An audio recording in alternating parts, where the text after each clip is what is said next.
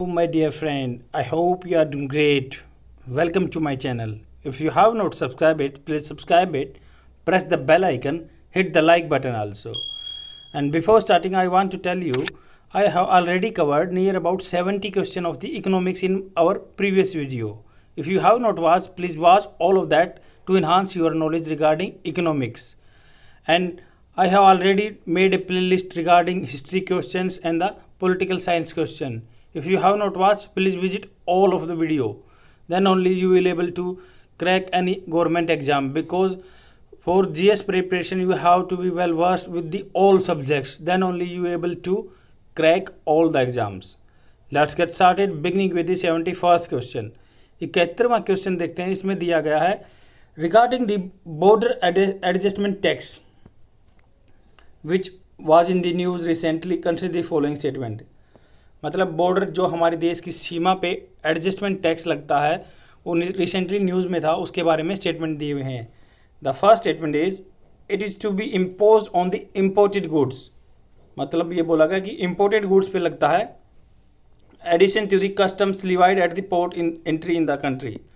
मतलब custom duty लगती है जो अगर कोई भी चीज़ हमारे इंडिया में आती है, इम्पोर्ट होते हैं, हम दूसरे देश से खरीदते हैं तो उस पर कस्टम ड्यूटी लगती है. उसके एक्स्ट्रा ये जो है टैक्स लग रहा है क्या. And the second statement is it aims to promote equal condition of competition of foreign and domestic companies. मतलब इसका ये प्रमोट करता है इक्वल कंपटीशन हो जानी चाहिए फॉरेन एंड डोमेस्टिक कंपनी के बीच में. And the third statement is it imposes a charge on goods और services in accordance with the source principle of taxation.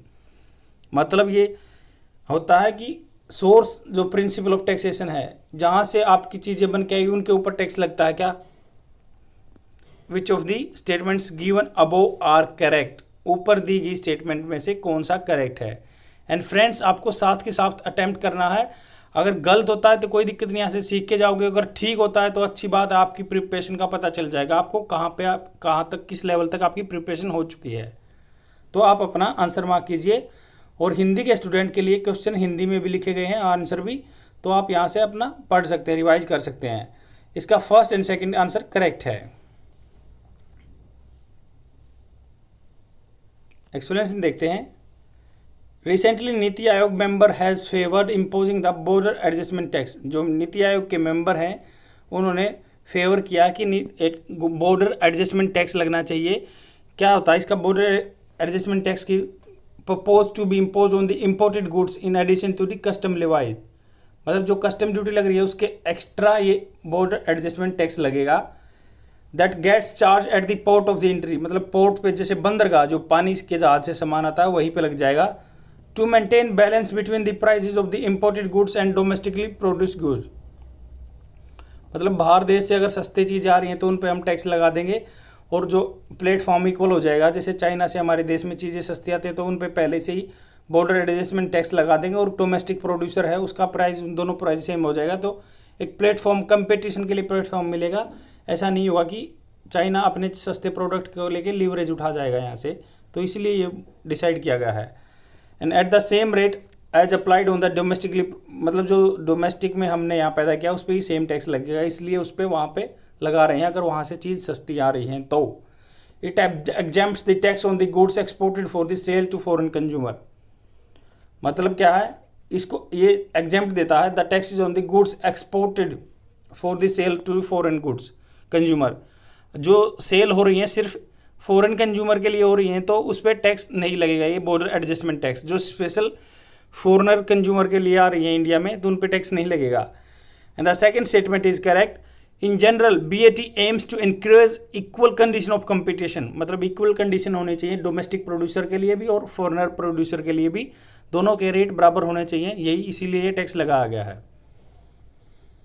And the third statement incorrect इसलिए है, जो BAT है border adjustment tax is a fiscal measure that impose a charge on the goods और services in accordance with the destination principle of taxation. मतलब जहाँ पे चीज़ consume हो रही है डेस्टिनेशन बेस है, ना कि उसका सोर्स बेस है tax. Under this principle the government impose tax on the product based on the location of their sale of final consumer rather than the location of the producer of origin. जहाँ पे tax बेच रहे हैं, बिक रहा है, वहाँ पे ही टैक्स लगेगा, ना कि सोर्स ऑफ ओरिजिन पे लगेगा। नेक्स्ट क्वेश्चन देखते हैं। और फ्रेंड्स, ये जो मैं आपको डाटा प्रोवाइड करा रहा हूँ, ये कोई फेमस इंस्टीट्यूट का डाटा है जो कि कोचिंग के थ्रू बच्चा खरीदता है। अगर आप यहाँ से रिवाइज करते हो चीज़ों को तो आपको सब चीज़ें फ्री में अवेलेबल हो रही हैं। और आप प्लीज़ आप शेयर करो जितना भी उसके, क्योंकि मैं चाहता हूँ कि जो बच्चे कोचिंग अफोर्ड नहीं कर पाते उनके पास ये अगर पहुँचेगा तो उनको बेनिफिट मिलेगा, और इन वीडियो को फॉलो करके कोई भी एग्जाम आप क्लियर कर सकते हो।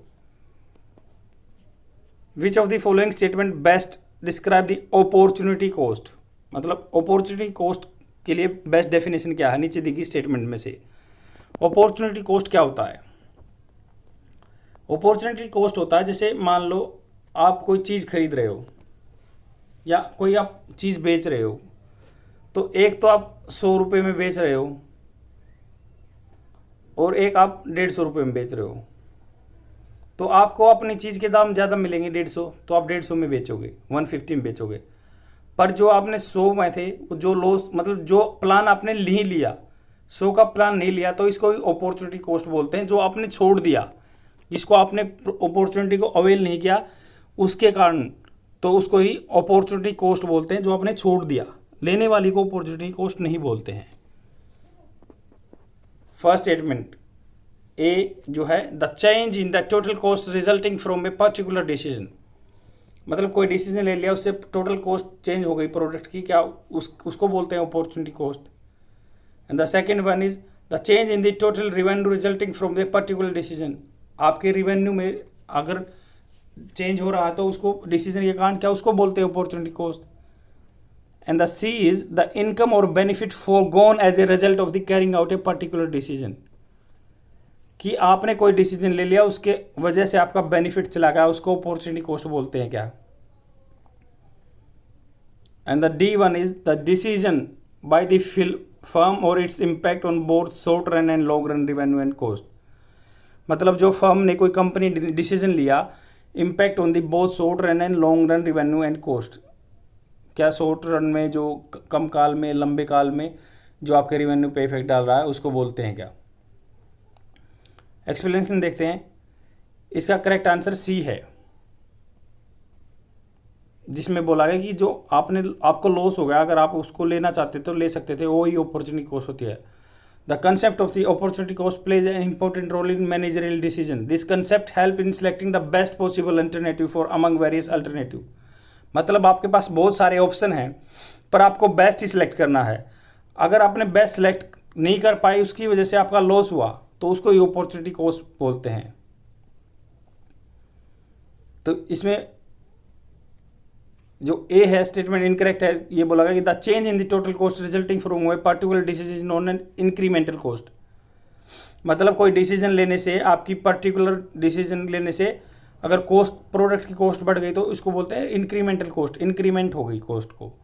And the change in the total revenue resulting from a particular decision incremental revenue, अगर रिवेन्यू में हो रहा है तो इजाफा, तो इंक्रीमेंटल रिवेन्यू।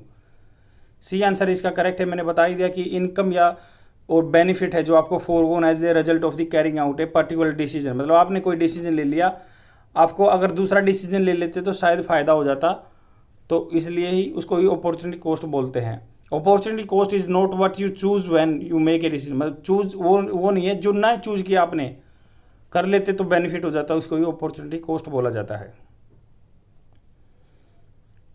जैसे ही एग्जांपल दिया है कि मान लो आप 1 लाख रुपए कैश इन हैंड है आपके, 2 ऑप्शन, अपनी इनकम को इंक्रीज करना चाहते हैं। फर्स्ट ऑप्शन आप लेंगे कि आपको जिसमें 10,000 रुपये मिल रहे हैं, the second option is investing, तो जिसमें आपको 17,000 रुपये मिल रहे हैं। बट आपने गलती से डिसीजन ले लिया कि 10,000 रुपये मिल रहे हैं, आपने फोरगोन कर दिया जो 17,000 रुपये थे, तो 17,000 रुपये आपकी अपॉर्चुनिटी कॉस्ट थी, उसको आपने गवा दिया है। दी इनकरेक्ट है कि इसमें बोला गया कि the decision by the firm and its impact on both short run and long run revenue and cost is known as the principle of the time perspective. जैसे ही एक क्वेश्चन करते हैं हम, उसमें बहुत सारे वन लाइनर क्वेश्चन है। मान लो एक क्वेश्चन करते हैं, लगभग उसमें 10 या 15 वन लाइनर क्वेश्चन हो जाते हैं। आप ये मत सोचो कि यहाँ पे हर वीडियो में 10 क्वेश्चन क्लियर हो रहे हैं, नहीं नहीं, आपका पूरा सिलेबस कवर हो रहा है यहाँ पे क्वेश्चन डिस्कस करने से, रिवाइज हो रही हैं चीज़ें। तो उसको बोलते हैं principle cost is known as the principle of the time perspective. मतलब कोई कंपनी ने डिसीजन लिया, उसके शॉर्ट रन में बेनिफिट है या लॉन्ग रन में रिवेन्यू में बेनिफिट है, तो उसको बोलते हैं प्रिंसिपल ऑफ टाइम पर्सपेक्टिव। ये टेक्निकल टर्म आपको याद रखनी पड़ेगी कि टाइम के पर्सपेक्टिव से आपका principle. Decision by the firm should take into account both short run and long run effects on revenue and cost, maintain the right balance between them. तो उनके बीच में बैलेंस भी इससे प्रिंसिपल ऑफ से कॉस्ट टाइम पर्सपेक्टिव से effect पड़ता है। नेक्स्ट क्वेश्चन देखते हैं।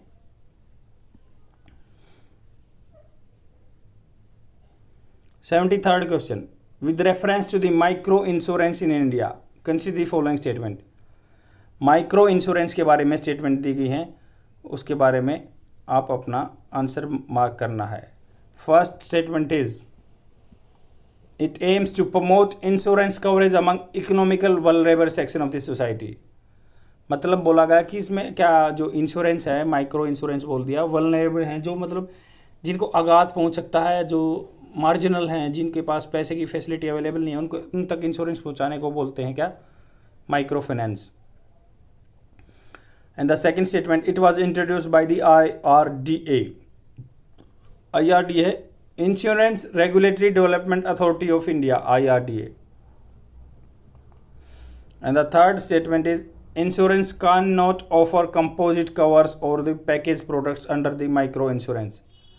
जो इंश्योरेंस है, इंश्योरर जो मतलब जो इंश्योर करता है, इंश्योरेंस करता है, can not offer composite covers और पैकेज प्रोडक्ट्स अंडर माइक्रो।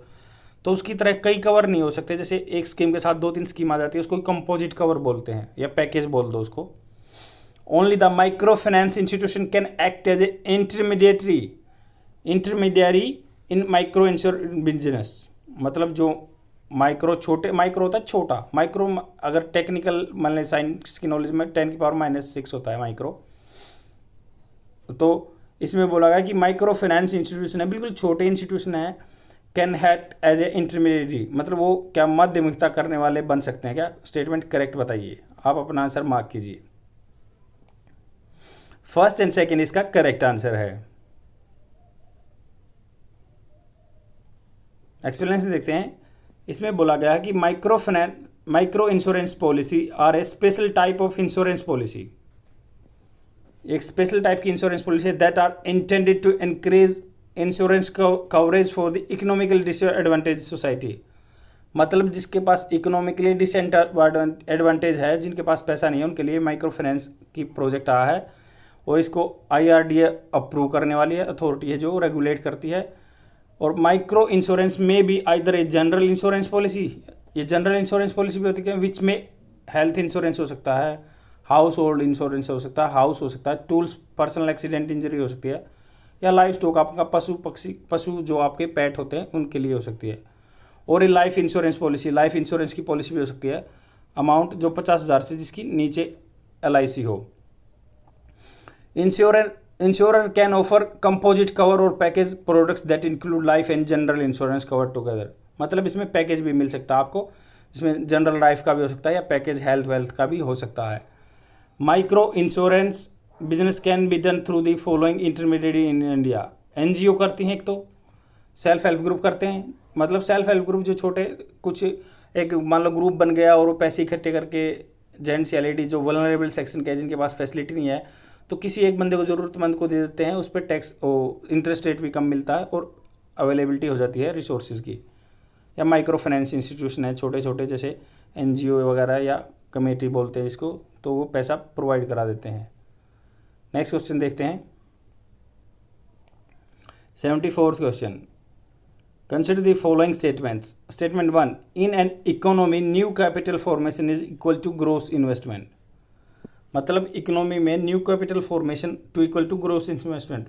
अगर मान लो कोई इकोनॉमी में इन्वेस्टमेंट हो रही है तो कैपिटल फॉर्मेशन होता है ग्रोस इन्वेस्टमेंट के बराबर होता है क्या।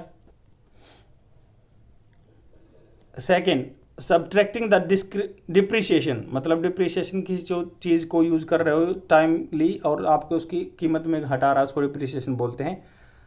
तो subtracting the depreciation from the gross investment gives the net investment. मतलब डिप्रिसिएशन घटा दे तो क्या नेट इन्वेस्टमेंट बचेगा। And the third statement is national disposable income is the sum of the net national product at market price.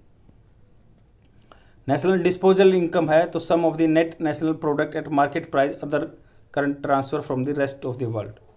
मतलब अगर जो national disposal income है जो आपके पास है is the sum of the net national product at market price, net NNP बोलते हैं इसको, मार्केट प्राइस पे NNP, other current transfer from the rest of the world. अगर कोई दूसरे ट्रांसफ़र हो रहे हैं रेस्ट ऑफ द वर्ल्ड से, तो इसमें से विच ऑफ द स्टेटमेंट्स इज़ और are incorrect.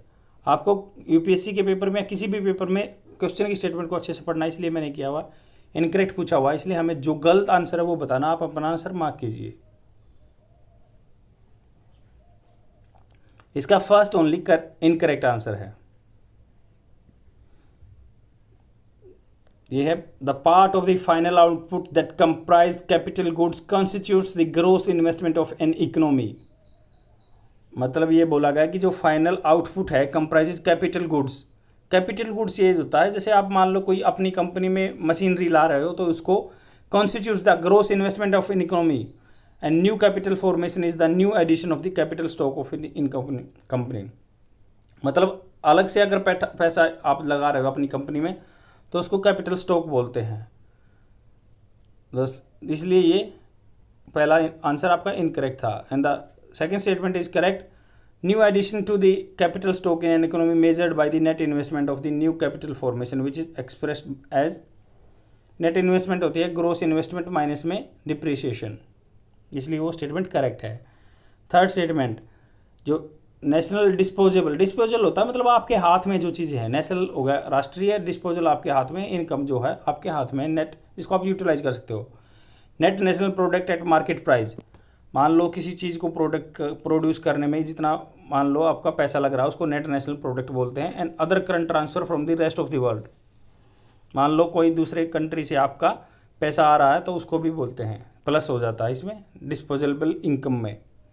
The idea behind net disposal income is that it gives an idea what is maximum amount of goods and services the domestic economy has its disposal. मतलब India में कितना goods and service या कोई भी country में उसके हाथ में कितना गुड्स एंड सर्विसेज होता है तो इसको ऐड किया जाता है नेट डिस्पोजल इनकम। मतलब उस देश के हाथ में कितनी गुड्स एंड सर्विसेज हैं, इसको ही नेट डिस्पोजल इनकम बोलते हैं।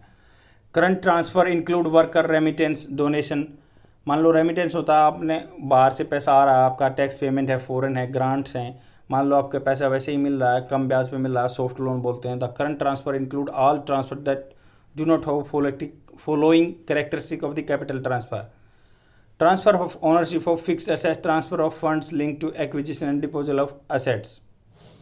मतलब ये ट्रांसफ़र में वो काउंट होता है कि मान लो आपको पूरा कैरेक्टरिस्टिक कैपिटल ट्रांसफ़र, आप कोई वहाँ से पूंजी आ रही है आपके पास दूसरे देश से या ओनरशिप ही पूरी ट्रांसफ़र हो रही है तो इनको मतलब असेट्स के रूप में लिया जाता है, फिक्स असेट्स के रूप में। नेक्स्ट क्वेश्चन देखते हैं। आपको इस चीज़ से इतना याद रखना कि नेट डिस्पोजल इनकम है जो जितनी भी रिसोर्सेज हमारे पास इंडिया किसी भी कंट्री के पास रहेंगे यूटिलाइज करने के लिए, उसमें दूसरे देशों से किया हुआ ट्रांसफ़र और ग्रांट्स भी प्लस होते हैं। नेट डिस्पोजल इनकम है तो इतनी मान लो पैसे को यूज़ कर सकते हैं हम, किसी टाइम पे हमारे पास है, यूटिलाइजेशन कर सकते हैं।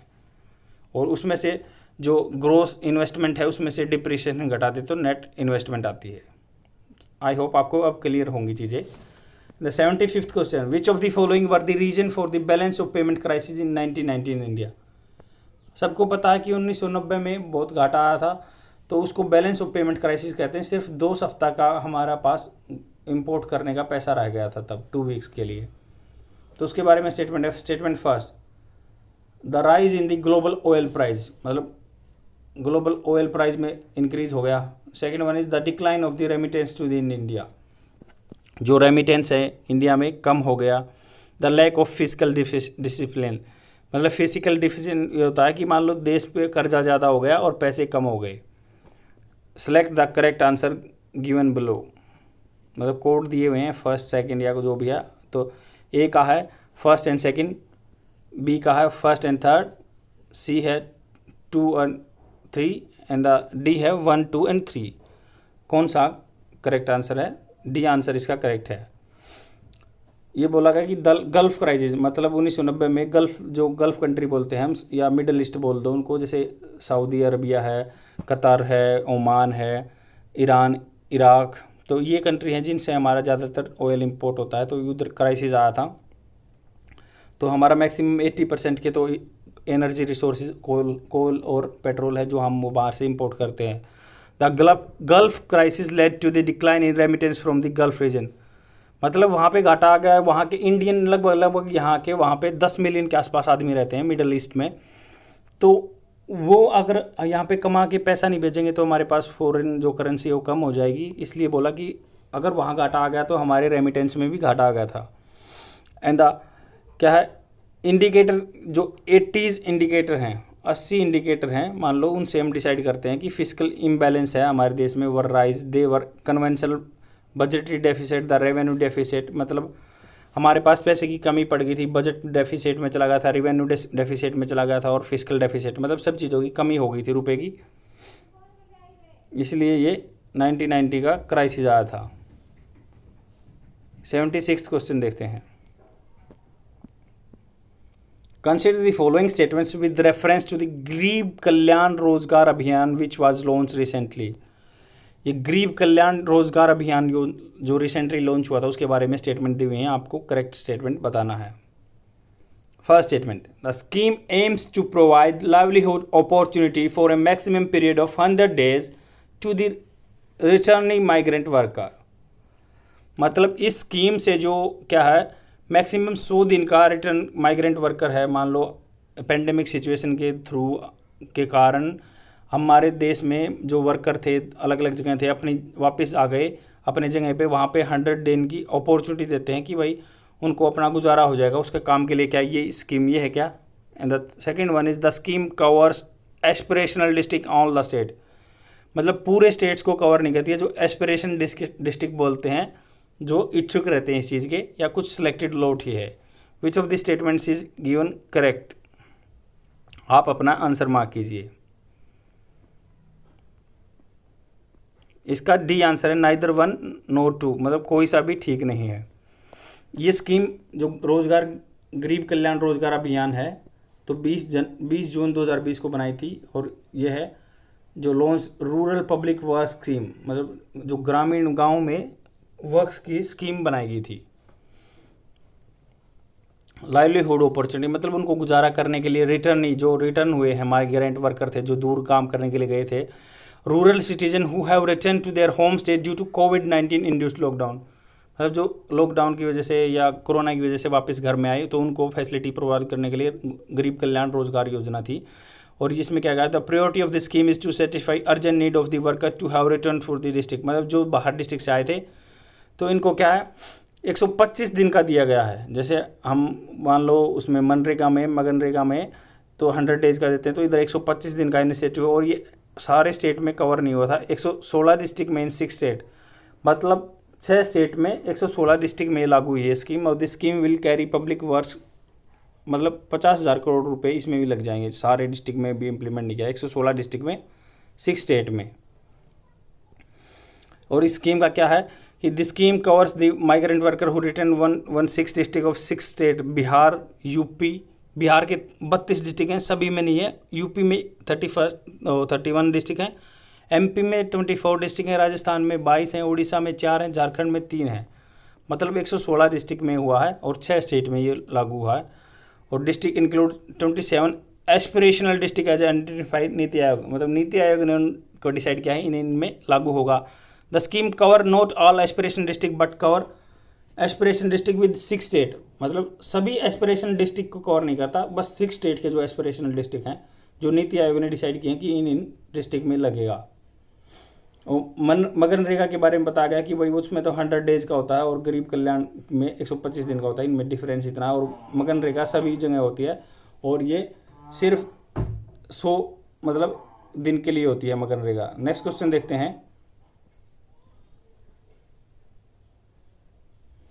77th question, with respect to the labour force participation in India consider the following statement, मतलब लेबर फोर्स का पार्टिसिपेशन के बारे में स्टेटमेंट दी गई है, आपको करेक्ट आंसर बताना है। जैसे periodic Labour force survey is publish by the labour bureau which assess the labour force participation rate in India.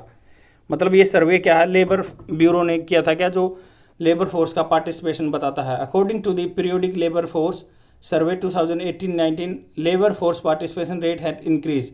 मतलब पहले से सर्वे में अभी क्या है, लेबर फोर्स का जो सर्वे है उसमें रेट बढ़ा है क्या, लेबर फोर्स का पार्टिसिपेशन इकोनॉमी में। And the third statement is the labour force participation rate is defined as the percentage of the working age population working seeking और available to work in the population. मतलब labour force उसको बताया गया कि जो काम के लिए घूमती है, सीकिंग जिनको काम चाहिए या जो काम एज ग्रुप में 18 साल से ऊपर काम करने के एज में आते हैं या उनके लिए काम अवेलेबल है। विच of the above statements is और आर करेक्ट। आप अपना आंसर मार्क कीजिए।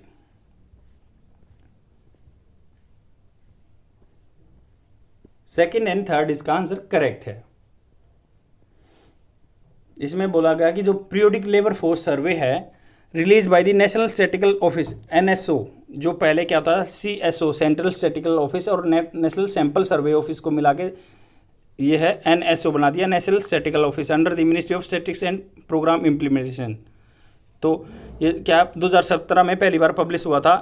Labour force participation rate during 2018-19 rose to 37.5 as compare to the 36.9 year ago. मतलब एक साल पहले 36 था, अभी 37 हो गया 2018-19 में। पीरियोडिक लेबर फोर्स सर्वे ने बताया है, ये ministry of statistics and programme implementation के द्वारा किया गया था ये survey, labour force survey. And the periodical labour force survey give estimate of key employment indicator like the labour force participation rate. मतलब क्या है, ये की इंडिकेटर बताता है कितनी लेबर फोर्स ने पार्टिसिपेट किया, वर्कर पॉपुलेशन रेशो कितना है, वर्कर कितने हैं, पॉपुलेशन कितनी है, अनएम्प्लॉयमेंट रेट बताते हैं। The indicator are defined as follows. मतलब ये इंडिकेटर हैं। Labour force participation rate, labour is the as the percentage of person in the labour force. ये आपके वन लाइनर क्वेश्चन में भी आ सकते हैं कि जो LFPR क्या है, लेबर फोर्स पार्टिसिपेशन रेट क्या होता है। इसमें बोला गया कि percentage of person in the labour force that is working और सीकिंग, जो काम कर रहे हैं या जो काम करना चाहते हैं, सीकिंग में भी आता है, और available for work in the population. मतलब कि जितनी हमारी इंडिया की पॉपुलेशन है उसमें जो काम करना चाहते हैं उनको भी इंक्लूड किया जाता है लेबर फोर्स पार्टिसिपेशन में।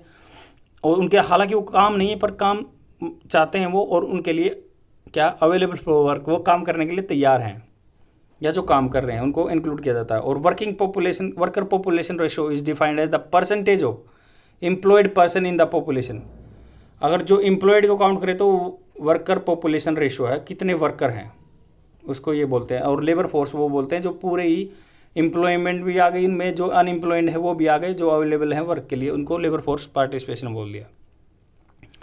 और एम्प्लॉयमेंट रेट है defined as the percentage of person unemployed among the person in the labour force. मतलब जो लेबर फोर्स काउंट की थी उसमें क्या अनएम्प्लॉयड कितने हैं उसको बोलते हैं अनएम्प्लॉयमेंट रेट। मतलब पूरी पॉपुलेशन के साथ काउंट नहीं होंगे अनएम्प्लॉयमेंट रेट, जो काम करने के एलिजिबल हैं, जैसे बच्चे को काउंट नहीं करेंगे, जो 18 साल से ऊपर है, जो जॉब मांगना चाहता है या करने के लिए तैयार है, उसका परसेंटेज हम जिसमें से उनको काम नहीं मिला हुआ तो उनको बोलते हैं unemployment rate. The activity status of a person is determined based on the activities pursued by the person during the specified reference period. मतलब ऐसा नहीं है एक स्पेसिफाइड पीरियड है उसमें ही काउंट करते हैं ये चीज़ें कर रहा है या नहीं कर रहा। When the activity status is determined based on the reference period of 365 days preceding date of survey। मतलब 365 मतलब एक साल के लिए क्या है कैलकुलेट करते हैं। And as the usual activity status of the person, activity status currently weekly status CWS, मतलब करंट वीकली स्टेटस हर सप्ताह। The activity status is determined based on the reference period of last 7 days. अगर weekly पे देखेंगे तो 7 दिन का होगा, और साल पे देखेंगे तो 365 दिन का डाटा इकट्ठा किया जाता है, उसमें बताया जाता है ये सारी चीज़ें। नेक्स्ट क्वेश्चन देखते हैं। मतलब ये टाइमली बेस है, ईयर में भी आएगा और वीकली बेस पे भी आएगा कि कितने बंदे अनएम्प्लॉयमेंट थे, और इनकी डेफिनेशन मैंने आपको क्लियर कर दी कि अनएम्प्लॉयमेंट रेट क्या होता है, कि कितने आदमियों में को नौकरी नहीं मिली हुई जो एलिजिबल है नौकरी करने के लिए, उसको बोलते हैं। और लेबर फोर्स में जो काम इनके पास नहीं है। अगर नेक्स्ट क्वेश्चन देखते हैं। With reference to the priority sector lending PSL, हम शायद डेली एक बार PSL का जिक्र कर लेते हैं, इसलिए आपको चीज़ें क्लियर हो चुकी होंगी। प्रायोरिटी सेक्टर लैंडिंग के लिए मैं एक बार और बता देता हूँ। जैसे कुछ बैंक को कंपलसरी होता है कि पीरियोडिक जो हैं या तो माइक्रो फाइनेंस जो है छोटी इंडस्ट्री है उनके लिए पैसा ज़रूर देना है उसको लोन पे, या एग्रीकल्चर को डेवलपमेंट करने के लिए लोन को देना होता है, नहीं तो वो पैसा उनका अलग अलग जैसे ग्रामीण विकास में चला जाता है या फिर जो अर्बन एरिया का है वो इंडस्ट्री डेवलपमेंट के लिए चला जाता है। उनको इन सेक्टर में लोन देना ही है, नहीं तो चाहे कुछ भी हो सके उनको पैसा इनमें पहुंचाना होता है बैंकिंग को, क्योंकि उनका भी जो गरीब आदमी है उनका भी फाइनेंस इंक्लूजन करना है, उनको भी उस सीरीज में लेके इंक्लूड करना है। तो इसमें फर्स्ट स्टेटमेंट नेक्स्ट क्वेश्चन में देखते हैं क्या दी गई है। The foreign banks with the less than 20 branch in the India have no targets under the priority sector lending. जो फॉरेन के बैंक है, विदेश के बैंक है, less than 20 branch in India have no targets under the POC, मतलब जिसकी 20 branch से कम है, क्या उनको पीएसएल के अंडर नहीं आते, प्रायोरिटी सेक्टर लैंडिंग की रिस्पॉन्सिबिलिटी नहीं है क्या उनकी। And the second statement is it is a quantitative tool of monetary policy. जो मॉनेटरी पॉलिसी कमेटी बोलते हैं उसका क्वांटिटी टूल है या क्वालिटेटिव टूल है, ये क्वांटिटी टूल पूछा गया है। And the third one is the bank credit to the micro finance institution is treated as priority sector lending, PSL बोला जाता है क्या उसको। Which of the statements given above are correct, जो स्टेटमेंट दिए उनमें से करेक्ट स्टेटमेंट बतानी है, आप अपना आंसर मार्क कीजिए। थर्ड ओनली इसका करेक्ट है। Priority sector lending is an important role given by RBI to the banks for providing specified portion of the bank lending to follow specific sector।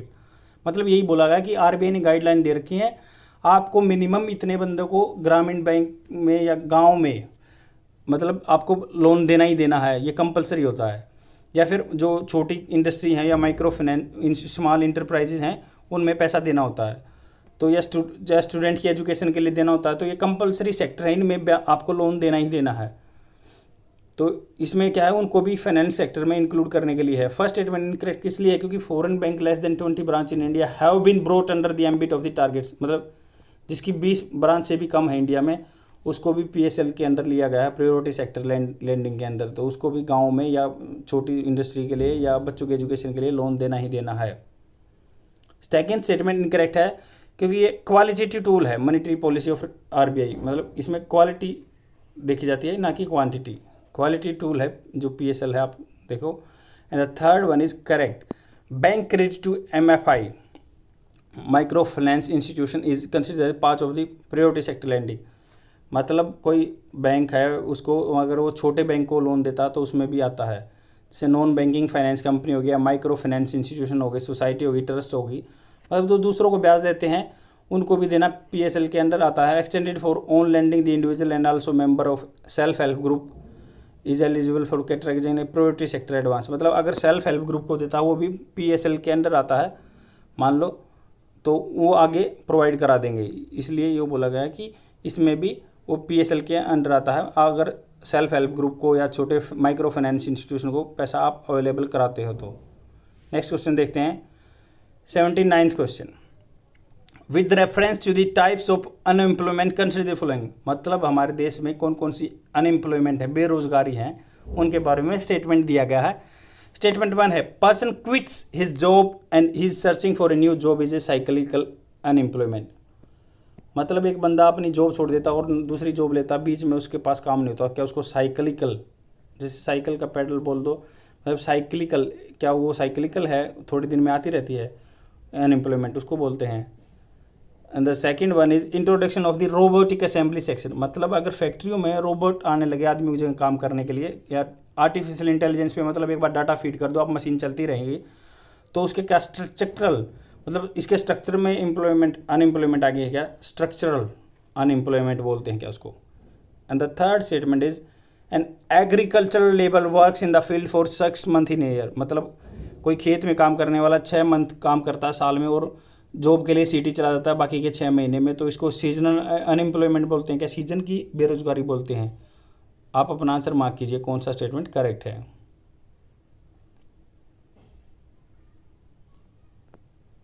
इसका second and third correct है। Explanation देखते हैं, मतलब कोई भी आदमी अपनी जॉब छोड़ता है बीच में उसके पास काम नहीं होता तो उसको फ्रिक्शनल, मतलब थोड़े टाइम के लिए अनएम्प्लॉयमेंट रहती है, उसको फ्रिक्शनल बोलते हैं अनएम्प्लॉयमेंट, इसलिए फर्स्ट स्टेटमेंट इसका इनकरेक्ट है, उसको फ्रिक्शनल अनएम्प्लॉयमेंट बोलते हैं। तो क्या है, पीपल वॉलेंट्री खुद से छोड़ रहा है ना, तो इसलिए उसको मतलब फ्रिक्शनल है, छोटे टाइम पीरियड के लिए अनएम्प्लॉयमेंट रहेगा, वो दोबारा से अपनी नौकरी पकड़ लेगा। अगर मान लो रोबोटिक्स को यूज़ किया जाए तो उसको स्ट्रक्चर है, मान लो अब ये स्ट्रक्चर में ही बैठ गया कि आजकल डिमांड तो मान लो जो एजुकेटेड आदमी है या आईटी सेक्टर के हैं उनको जॉब मिलेगी, तो स्ट्रक्चर में ही प्रॉब्लम हो गई, उसको स्ट्रक्चरल अनएम्प्लॉयमेंट बोलते हैं। और थर्ड स्टेटमेंट करेक्ट है कि जो मान लो 6 महीने खेती में काम करता है, 6 महीने शहर में काम करने के लिए जाता है, तो सीजनल अनएम्प्लॉयमेंट है कि सीजन के ऊपर अनएम्प्लॉयमेंट हो जाते हैं, बाकी के सीजन अपने खेत में काम कर सकते हैं वो। और एक मतलब डिस्गाइज्ड अनएम्प्लॉयमेंट भी बोलते हैं कि जो छिपी हुई है, 10 आदमियों का काम है, 50 आदमी कर रहे हैं खेत में ही, उसको डिस्गाइज्ड अनएम्प्लॉयमेंट बोलते हैं। ये भी हमेशा न्यूज़ में रहती है। 18 क्वेश्चन, 80वां क्वेश्चन है with reference to the Lorenz curve. ये क्या है, इकोनॉमिक्स का एक लॉरेंज कर्व है, उसने एक कर्व बता दिया कि उसके बारे में क्या है, वो देश की गरीबी के बारे में बताता है, तो इसके बारे में स्टेटमेंट दी हुई है। Lorenz curve show the graphical distribution of the wealth in the country, मतलब देश में पैसे की क्या डिस्ट्रीब्यूशन को बताता है कि कैसे कैसे बंदा के पास पैसा है, जैसे किसके पास कितना है, किस सोसाइटी में, क्या ऐसे ग्राफ से वो पता लगा सकता है। Second one diagonal line, diagonal होता है मतलब तिरछी, मतलब डायगोनल आपने पढ़ा भी होगा मैथ में, डायगोनल होता है ये तिरछी, ये लाइन तिरछी डायगोनल अपोजिट एंड को मिलाती है। तो इसमें क्या है, परफेक्ट इनइक्वालिटी बताता है, परफेक्ट मतलब सब में बराबर बराबर पैसा है क्या। And the third one is equality of higher for the Lorenz curve farther the from the diagonal line, मतलब अगर जो लॉरेंज कर्व के डिसाइड कर दिया तो उससे क्या जितना दूर रहेगा उतना क्या अनएम्प्लॉयमेंट इक्वल डिस्ट्रीब्यूशन रहेगा, इनइक्वलिटी रहेगी। आप अपना आंसर मार्क कीजिए कौन सा करेक्ट है इनमें से। फर्स्ट ओनली करेक्ट है। एक्सप्लेनेशन देखते हैं। तो स्टेटमेंट 1 करेक्ट है क्योंकि ये बोला गया कि इसमें इनइक्वालिटी बताता है कि समाज में मान लो किसके पास कितना पैसा है, इनइक्वालिटी कितनी है, गरीब के पास कितना गरीबी है और अमीर के पास कितना अमीरी है, ये बताता है लॉरेंज कर्व। तो क्या इसमें cumulative percentage of total income received against the cumulative percentage of population starting with the poorest individual, मतलब क्यूमुलेटिव होता है इकट्ठी, गरीबों के पास कितना पैसा आ रहा है, अमीरों के पास कितना पैसा आ रहा है, लॉरेंज कर्व यही बताता है। और ग्राफ में क्या बोला गया, स्ट्रेट डायगोनल लाइन, मतलब ये मान लो डायगोनल लाइन है perfect equality of wealth distribution, मतलब यहाँ हमने इस पे ले लिए पुअर पीपल ले लिए, पॉपुलेशन ले ली, मान लो इसमें वेल्थ ले ली, अगर ये लाइन है तो बोलेंगे कि इतनी पॉपुलेशन के पास इतना पैसा है, तो इक्वलिटी है, बराबर है ये बातें। पर मान लो जिस इस लाइन से जितना दूर जाएगा उतना ही क्या, ये थर्ड स्टेटमेंट में दिया है Lorenz curve shows that actual scenario with respect to the wealth distribution, मतलब वेल्थ डिस्ट्रीब्यूशन इक्वल है या कुछ आदमियों के पास पैसा ज़्यादा है जैसे इंडिया में है, कुछ के पास कम है। Farther the country Lorenz curve from the perfect equality and higher the inequality, मतलब इस लाइन से जितना दूर होंगे उतनी ही ज़्यादा इनइक्वलिटी होगी। मान लो यहाँ से जा रहा है करो या करो यहाँ से जा रहा है तो उतना ही आदमियों के पास इनइक्वलिटी होगी, पैसे में बराबरी नहीं होगी। ये हिंदी में आपका आंसर दिया हुआ है।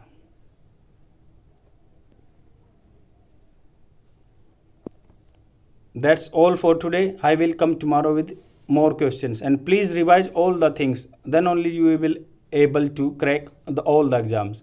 Thank you friends. Keep learning.